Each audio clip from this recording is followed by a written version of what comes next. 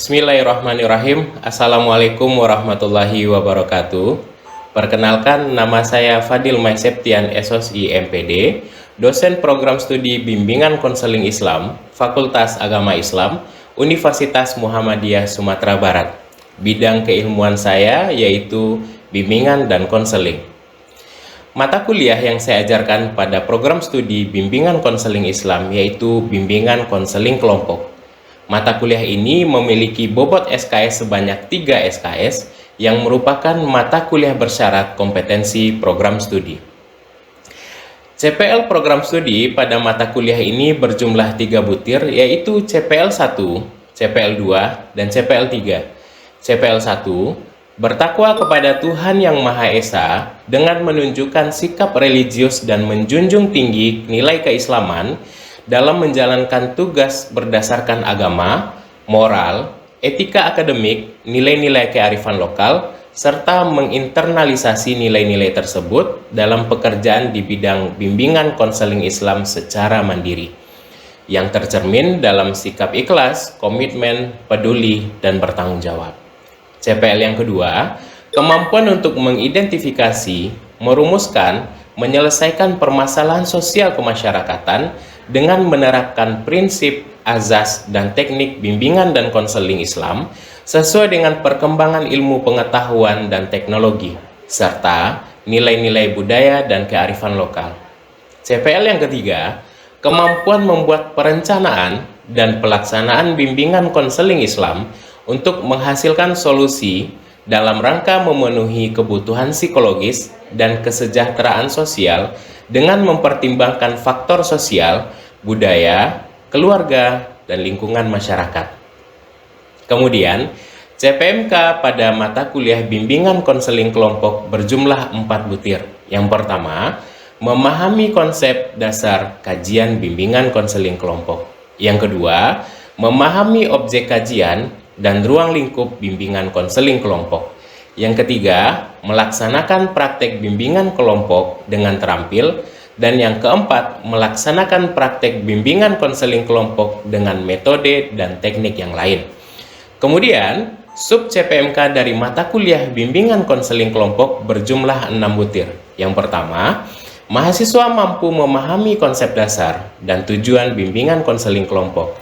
Yang kedua, mahasiswa mampu menerapkan proses dan keterampilan kelompok. Yang ketiga, mahasiswa mampu menerapkan prosedur dan metode dalam kegiatan bimbingan konseling kelompok. Yang keempat, mahasiswa mampu melaksanakan proyek bimbingan konseling kelompok di panti asuhan. Yang kelima, mahasiswa mampu melaksanakan proyek bimbingan konseling kelompok di sekolah. Dan yang keenam, mahasiswa mampu melaporkan proyek bimbingan konseling kelompok yang sudah dilaksanakan. Selanjutnya, bahan kajian pada mata kuliah bimbingan konseling kelompok ini sebanyak 6 butir. Yang pertama, konsep dasar bimbingan konseling kelompok. Yang kedua, proses dan keterampilan kelompok. Yang ketiga, prosedur dan tahapan bimbingan konseling kelompok. Yang keempat, pendekatan-pendekatan bimbingan konseling kelompok. Yang kelima, penerapan bimbingan konseling kelompok di berbagai lembaga. Dan yang keenam, pelaporan proyek bimbingan konseling kelompok. Selanjutnya, bentuk pembelajaran yang dilakukan dalam bentuk diskusi dan simulasi kegiatan bimbingan konseling kelompok. Kemudian, akses untuk materi pembelajaran bisa kita dapatkan oleh mahasiswa pada e-learning Sevima dengan website portal.umsb.ac.id yang dapat digunakan untuk kuliah daring, absensi, materi perkuliahan, pengumpulan tugas mandiri atau kelompok. Sistem penilaian dalam mata kuliah bimbingan konseling kelompok yaitu kehadiran sebanyak 10%, keaktifan sebanyak 15%, proyek bimbingan konseling kelompok sebanyak 20%, seminar laporan proyek bimbingan konseling kelompok 15%, UTS 20%, dan UAS 20%. Selanjutnya, berikut adalah video pembelajaran secara tatap muka atau luring dalam materi, prosedur, atau tahapan dalam kegiatan bimbingan konseling kelompok pada pertemuan kelima. Selamat menyaksikan. Oke, baiklah. Bismillahirrahmanirrahim. Assalamualaikum warahmatullahi wabarakatuh. Waalaikumsalam warahmatullahi wabarakatuh. Oke, alhamdulillahirrahmanirrahim. Pada siang hari ini kita bertemu pada perkuliahan bimbingan konseling kelompok. Sebelum kita mulai, kita baca doa bersama-sama terlebih dahulu. Bismillahirrahmanirrahim. Oke, baiklah, saudara semuanya. Sekarang pada hari ini kita akan membahas yang berkaitan dengan tahapan bimbingan konseling kelompok. Nah, sebelumnya kita sudah pernah membahas tentang pengertian, kemudian siapa saja yang berperan dalam kegiatan bimbingan kelompok. Nah, konsepnya kita sudah paham, siapa saja peran-peran yang ada dalam bimbingan kelompok kita juga sudah tahu, dan sekarang kita masuk kepada tahapan dalam kegiatan masing-masing bimbingan kelompok. Oke, tapi sebelumnya saya ingin mereview pemahaman saudara terlebih dahulu berkaitan dengan pengertian bimbingan konseling kelompok. Ada yang bisa menjelaskan atau ada yang bisa menjabarkan bimbingan kelompok itu apa? Silakan angkat tangan. Yang biasanya kita tahunya konseling perorangan face to face. Nah, kalau kelompok ini per kelompok. Yang jadi ketua kelompoknya siapa? Konselor. Yang jadi anggota kelompoknya konseli atau klien. Nah, coba dirangkai menjadi satu pengertian dari komponen tersebut. Silakan angkat tangan. Ya, silakan Nadia. Bimbingan kelompok itu merupakan suatu layanan dalam bimbingan konseling yang terdiri dari pemimpin kelompok dan anggota kelompok. Ya. Dalam suatu dinamika kelompok. Benar. Tujuannya itu adalah untuk memperoleh informasi atau pemahaman baru. Yes. Benar sekali. Jadi ada pemimpin kelompok. Jadi saudara untuk memahami suatu konsep butuhnya kata-kata kunci kayak gitu aja. Ada pemimpin kelompoknya, ada anggotanya, kemudian ada dinamikanya, kemudian ada topik yang dibahasnya. Itu saja cukup dipahami, diingat. Nanti bagaimana kalimatnya saudara karang aja sendiri. Karena konsep itu butuh pemahaman saja. Nah, gitu. Nah, komponen dari bimbingan kelompok siapa saja? Angkat tangan. Oke, Daniel. Ketua kelompok Perannya apa? sebagai pemimpin dalam bimbingan kelompok dari satu. Oke, kedua. Kedua anggota kelompok Anggota kelompok perannya? sebagai klien dalam bimbingan tadi. Oke. Ketiga. Dinamika kelompok atau topik yang akan dibahas dalam bimbingan tadi. Oke. Okta ada tambahan? Nah. Kalau anggota kelompok itu sebagai pemimpin yang mana tugas itu yang selalu mengarahkan anggota kelompoknya. Makanya itu anggota kelompok, yang mana anggota kelompok ini juga disuruh untuk aktif, sebagai pendengar, merespon, bahkan sebagai mengkritisi apapun topik yang akan dibahas oleh pemimpin kelompok. Iya. Nah, yang penting itu dengan kelompok saat kenal dan kelompok itu membahas sesuatu permasalahan yang umum yang akan diberikan kepada seluruh anggota kelompok. Ya. Kuncinya dalam bimbingan konseling kelompok harus ada dinamika. Dinamika itu agar terjalin komunikasi yang timbal balik.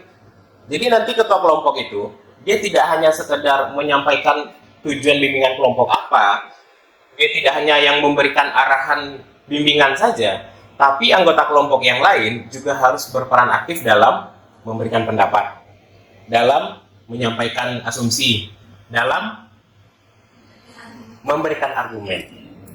Hal yang sangat ditingkatkan dalam kondisi bimbingan kelompok, dalam kegiatan bimbingan konseling kelompok itu pelatihan dari segi komunikasi. Komunikasi kita akan terlatih, akan terjalin. Kemudian bagaimana saudara nantinya sebagai ketua kelompok bisa menjadi pemimpin yang bisa mengendalikan dan mengaktifkan dinamika kelompok itu. Jadi kalau anggota kelompok nanti ngikut saja sesuai dengan stimulus yang saudara berikan. Gitu. Jadi perlu saya garis bawahi bahwa bimbingan konseling kelompok itu kegiatannya sangat dinamis. Ya, sangat fleksibel. Punya seni. Jadi nanti kita akan bahas step by step. Tapi perlu saudara ketahui, step by step yang ada nantinya itu tidak kaku dalam pelaksanaannya.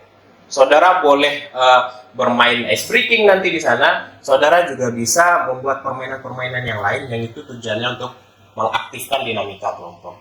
Paham sampai sini? Oke, kita mulai. Yang pertama. Nah, di tahap pembentukan, ini tahap pertama ini. Tahap pembentukan, yang perlu dijelaskan di dalam tahap pembentukan ini, yang pertama, selalu dimulai dengan berdoa. Ya, setiap kegiatan selalu dimulai dengan berdoa. Bagaimana cara mengemasnya? Itu fleksibel. Bagaimana cara saudara nyamannya dalam berkomunikasi, dalam menjelaskan berbagai macam cara untuk membuka di tahap pembukaan ini, itu bebas. Yang penting konsepnya harus ada berdoa nantinya. Nah, setelah berdoa ini, saudara bisa perkenalan diri. Saudara sampaikan, saudara siapa, ya, perannya apa. Nah, kemudian nanti anggota kelompok juga harus memperkenalkan diri. Gitu. Nah, cara perkenalan diri ini bisa menggunakan ice breaking. Misalnya, saya ketua kelompok, ya. Kemudian saya minta Daniel untuk menyebutkan namanya. Kemudian saya ulang nama saya sebutkan nama Daniel. Kemudian ketika giliran Daniel, dia sebutkan nama Setri di sampingnya, disebutkan nama saya, dan dia Daniel loncat lagi ke sana. Semuanya itu dikemas dalam bentuk yang sangat menggembirakan. Jadi bimbingan kelompok ini sebenarnya kegiatan bimbingan konseling yang sangat fleksibel dan sangat membahagiakan. Gitu. Jadi tidak ada kaku harus duduk begini, harus seperti ini. Nah, jadi dalam bimbingan kelompok dia mengatur apa-apa saja poin yang harus dilakukan. Tapi bagaimana cara pelaksanaannya itu kembali kepada diri saudara. Jadi melaksanakan itu harus punya seni dalam berkomunikasi, dalam mengendalikan anggota kelompok. Nah, kemudian jangan lupa menjelaskan kegiatan. Saudara sampaikan kegiatan yang saudara lakukan sekarang ini apa, tujuannya untuk apa, ya. Kemudian harapan untuk anggota kelompoknya apa. Karena begini, kalau anggota kelompok tidak kita jelaskan, ya, mereka akan bingung nanti peran mereka ngapain. Sebagai anggota dia harus melakukan apa. Jadi saudara harus sampaikan, nanti ketika membahas suatu topik, mereka pun juga harus ikut aktif dalam apa? Membahasnya, menyampaikan pendapat, merespon. Itu penting sekali. Jadi ada teknik BK namanya 3M, mendengar, memahami, merespon. Dalam bimbingan kelompok juga terpakai yang begitu. Harus dipahami, didengarkan, dipahami, dan direspon. Sampai di sini tahap pembentukan, ada yang mau bertanya silakan. Ini tahap yang pertama. Tahap bimbingan kelompok itu ada 5, ini yang pertama. Ada yang mau bertanya silakan. Paham? Paham. Oke, kalau paham kita lanjutkan dulu. Nah, ini tahap kedua, tahap peralihan. Ya, tahap peralihan ini, tahap peralihan ini merupakan tahap sebelum kita memasuki kegiatan. Gitu. Nah, tahap ini penting karena kita perlu tahu apakah setiap peserta sudah siap mengikuti kegiatannya. Gitu. Kemudian, saudara harus mengamati emosional peserta. Mereka sudah nyaman atau belum? Gitu. Sudah nyaman, sudah ngerti, sudah paham dengan kegiatan yang mau dilakukan atau belum? Kalau seandainya ada yang belum, saudara boleh bertanya. Sudah paham dengan kegiatan yang kita lakukan, yang akan kita lakukan? Kalau seandainya sudah, baru saudara bisa masuk ke tahap kegiatan nantinya. Tapi kalau belum, saudara bisa ulangi menjelaskan apa yang mau kita lakukan. Nah, kalau ternyata saudara melihat dari emosional peserta masih belum nyaman misalnya, masih tegang, masih kaku, saudara kasih ice breaking lagi boleh. Apakah harus tetap duduk? Enggak. Saudara mau berdiri ice breakingnya, ya, saudara mau jalan kemana ke sini dalam satu ruangan itu tetap ya, tapi mau jalan mau ini terserah. Jadi kegiatannya itu tidak kaku, gitu. Kemudian kalau sudah terlihat emosional peserta sudah terasa nyaman, ya, anggota kelompok sudah merasa nyaman rasanya, nah baru saudara jelaskan kegiatan selanjutnya kita mau ngapain di tahap kegiatan itu. Nah, gitu. Ini tahap kedua. Jadi tahap kedua, tahap peralihan ini singkat saja. Tahap pertama tadi bisa saudara lakukan dalam waktu 15 menit. Ini dalam waktu 10 menit bisa. Gitu. Oke, sampai sini ada yang mau bertanya, silakan. Ini tahap kedua.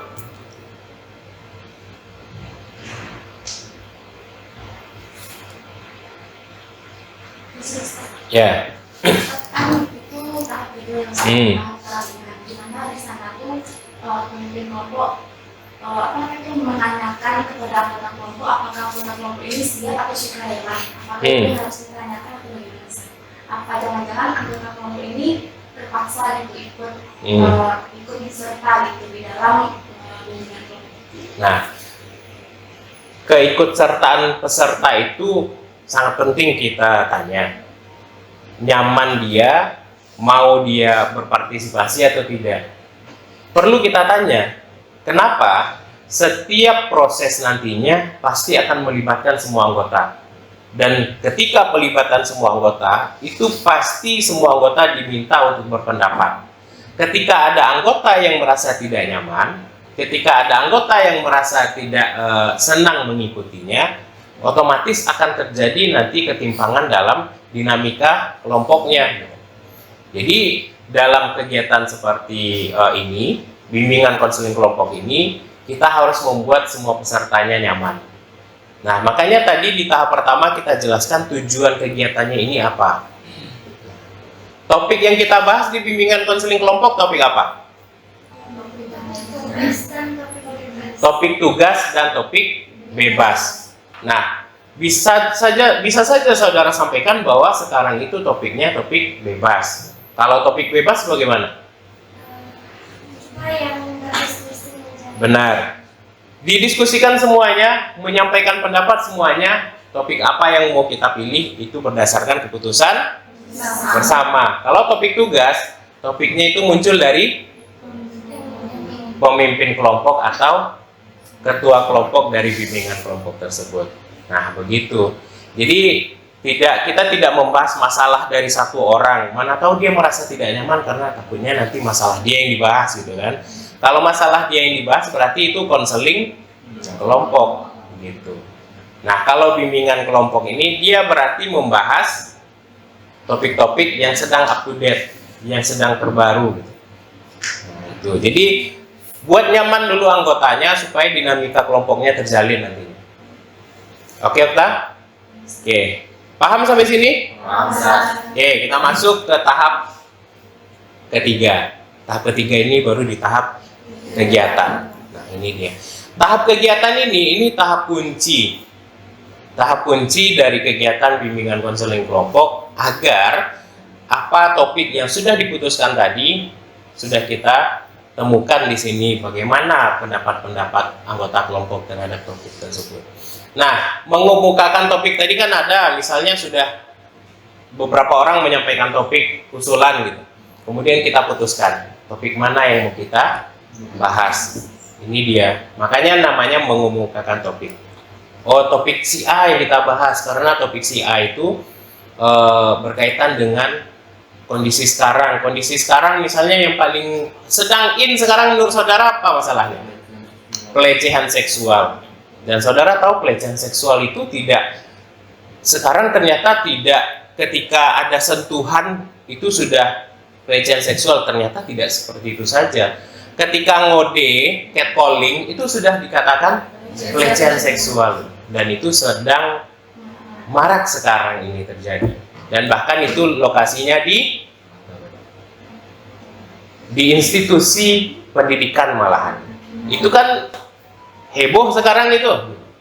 Nah, makanya itu yang kita putuskan dalam bimbingan kelompok misalnya topiknya. Oke, berarti itu yang sedang hot sekarang. Nah, kemudian sesudah dikemukakan dari beberapa orang, kemudian baru ditetapkan. Nah, setelah dipilih, didiskusikan dengan dinamika kelompok, diputuskanlah ternyata pelecehan seksual yang menjadi topik yang dipilih, yang ditetapkan. Keputusan itu dari siapa? Dari bersama. Nah, gitu. Dari bersama keputusan untuk menetapkan topik. Kemudian baru di sana ada pembahasan topik. Pembahasan topik ini pemimpin kelompok sebagai pemicu. Ya. Berarti ada sedikit gagasan dan ungkapan yang diberikan oleh pemimpin kelompok untuk memicu anggota kelompok dalam memberikan pendapat. Jadi ada deskripsi pengantarnya itu. Misalnya begini, baiklah teman-teman semuanya. Nah, jadi sekarang terjadi pelecehan seksual yang bahkan itu terjadi di institusi pendidikan. Di tahun 2024 ini ternyata tingkat kasus pelecehan seksual itu 60% dan itu terjadi di kalangan remaja. Nah, itu kan pemicu itu, gagasan pemicu. Nah, menurut saudara, baru bisa saudara lemparkan. Menurut saudara, apa yang menjadi penyebab-penyebab dari terjadinya pelecehan seksual? Nah, nanti dilemparkan kepada masing-masing anggota kelompok. Makanya tadi di awal kita butuh perkenalan. Ketika saudara nanti memimpin kelompok, saudara sebut namanya. Jangan Ananda, Ade, jangan begitu. Kalau ketika saudara sebut namanya, orang itu akan merasa bahwa oh, berarti kita diingat ya. Oh, berarti kita dianggap ya. Jadi hal-hal sedikit itu akan memunculkan emosional yang positif bagi anggota. Makanya jadi ketua kelompok ya harus berwawasan, harus memiliki ingatan yang kuat. Nah, jadi dibahaslah topik di sini. Kerangkanya itu, topik dalam pembahasan itu pemicunya apa, ya, kemudian disebabkan oleh apa, cara penanggulangannya bagaimana. Jadi konsep dalam kegiatan saudara di pembahasan topik ini begitu saja. Apa itu pelecehan seksual? Apa penyebabnya? Dan bagaimana cara mencegah atau mengentaskannya? Itu saja konsepnya yang harus dibahas di dalam pembahasan topik ini. Gitu. Sehingga mereka paham, oh ini yang pelecehan seksual. Oh ini penyebabnya, oh ini cara mengantisipasinya atau cara menguranginya, cara mengentaskan. Itu konsep kerangkanya dalam kegiatan begitu saja. Karena dengan hal itu akan terpicu bahwa oh jadi kalau seandainya saya berada dalam kondisi seperti ini yang harus saya lakukan. Jadi ada unsur edukasi dalam membahas permasalahan yang kita pilih. Kemudian ada kegiatan selingan. Kegiatan selingan ini, nah misalnya sudah dibahas, saudara membahas topik ini selama 30 menit misalnya. Kan kadang boring gitu ya. Boring duduk, bosan gimana. Kemudian saudara buat ice breaking lagi. Yang cerdas dan kreatif itu ketika saudara buat ice breaking, yang bisa ice breaking itu mewakili tentang topik yang dibahas. Nah gitu. Itu pemimpin kelompok yang baik itu. Yang cerdas, yang kreatif. Oke? Oke, ada pertanyaan lagi silakan. Ya. Bagus. Baik, terima kasih sudah di sini bagus mau bertanya di tahap kegiatan. Bagaimana yang Ustaz jelaskan tadi bahwasanya ketua kelompok itu harus memiliki ingatan yang sangat kuat. Kemarin pas diberikan tugas lapangan Ustaz, bagus sendiri itu paling susah mengingat nama anak-anak itu sendiri Ustaz. Apakah itu bisa dikatakan efektif kita melakukan suatu bimbingan kelompok tersebut? Ya. Efektif atau tidaknya kegiatan bimbingan kelompok sebenarnya tidak ditentukan oleh kita harus ingat semuanya atau tidak. Ingat itu kan sebenarnya tujuannya untuk menjalin kehangatan, keakraban. Ketika kita sebagai pemimpin kelompok ingat dengan nama anggota kelompok, ketika kita berikan kesempatan kepada dia untuk bertanya atau menyampaikan gagasan, kita sebut namanya, itu akan itu akan muncul rasa bahwa oh, saya kayaknya diingat ya, saya tidak dilupakan ya, gitu. Saya dianggap ya. Gitu. Jadi ada rasa seperti itu, gitu. Pasti akan ada rasa kebahagiaan yang berbeda. Misalnya saudara pun di kelas ada dosen nama saudara sering disebut, bahkan itu dalam hal yang lelucon misalnya. Tapi meskipun nama saudara sering disebut dalam hal lelucon, tapi saudara merasa bahwa saya dikenal dan diingat sama dosen. Dan itu ada rasa bahagia di sana. daripada kita tidak dikenal, tidak diingat. Jadi dalam dinamika kelompok pun kita upayakan, kita harus ingat dengan nama anggota kelompoknya, gitu. Supaya dia merasa dianggap, dia merasa diingat, sehingga ada dalam kondisi seperti itu muncul juga kepercayaan diri dia. Oh iya, berarti saya dianggap ya, saya dibutuhkan ya untuk berbicara. Sampai kepada hal yang sensitif itu dalam kegiatan bimbingan kelompok terasanya.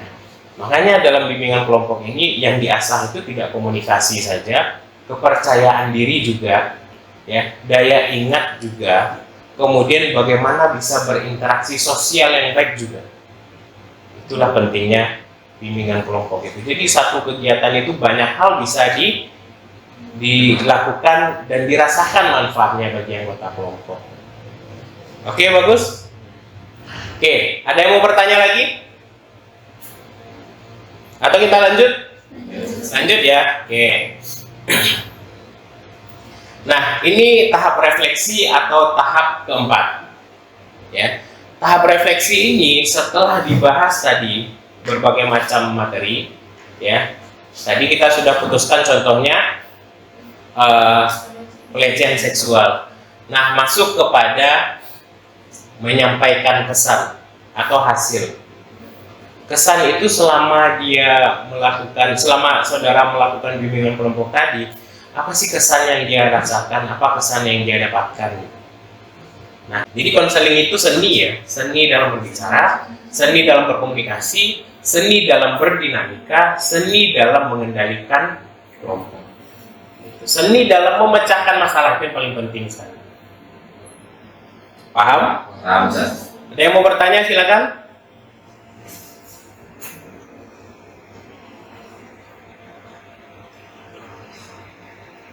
Oke, kalau tidak ada yang mau bertanya, untuk materi saudara bisa lihat di Sevima kita di portal. Absensi juga melalui portal, silakan nantinya. Kemudian hal-hal yang masih saudara bingung atau ragu bisa kita diskusikan di luar kelas. Sampai di sini ada yang mau bertanya kembali? Tidak ada, oke. Kalau tidak ada, kita tutup pertemuan hari ini dengan mengucapkan hamdalah. Alhamdulillahirobbilalamin. Terima kasih saudara sudah datang hari ini di kelas ini. Yang paling penting saudara harus sehat, karena dengan sehat bisa bahagia. Kalau sudah sakit tidak akan bahagia diri kita ya. Jadi semua tanggung jawab perkuliahan harus saudara tuntaskan. Kuliahlah dengan baik, dan kalau konseling itu harus dipraktekkan ya. Keilmuan kita ini harus dipraktekkan supaya terbiasa untuk melakukan kegiatan konseling, karena kita tidak ngatur harus bagaimana, tapi dia cuma mengatur cara-cara pelaksanaannya. Jadi harus praktek supaya saudara bisa improvisasi, bisa lebih fleksibel, komunikasi juga terlatih. Nah, itu pesan saya untuk saudara, semoga bisa dipahami. Kita tutup. Assalamualaikum warahmatullahi wabarakatuh. Waalaikumsalam.